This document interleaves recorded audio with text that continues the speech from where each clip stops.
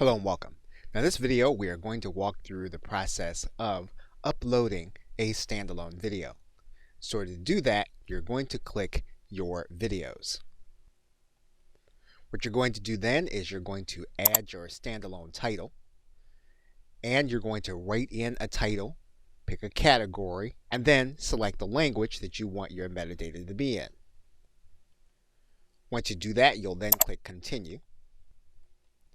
Now you'll then want to write in your synopsis. Now you want to make sure that this synopsis does not have self-promotional details. You aren't going to be able to put URLs in here, so you do want this to reflect what your title is going to be about. Once you've done that, you're then going to click the category or genre, and when you click inside of the area, you're going to notice that there's going to be a drop-down menu, and you're going to be able to find the exact category that Amazon Video Direct wants you to place. You'll then choose your language, and then you'll choose a release date. You'll then want to choose a rating, and in some cases, you are not going to have a rating for your title. If that's the case, you're going to click suggested rating, is that the title is not officially rated. And you can then make your title available for all audiences. You're then going to upload the art that you created. Now, if you already have an Amazon S3 account and you have that artwork loaded on Amazon S3, you can copy the file from your Amazon S3 account over into Amazon Video Direct. However, if your file is on your hard drive, you can upload that file by clicking the Browse button. Once you have everything on the page that you want, you'll then click Save. So once you've saved this page, you'll then want to move to the cast and crew page.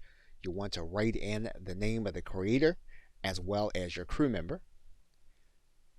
Now, Amazon Video Direct is going to require that you have at least one crew member, and what you're going to do is you're going to write in the role of that individual. And then if you don't want to have a cast member, you can leave this out.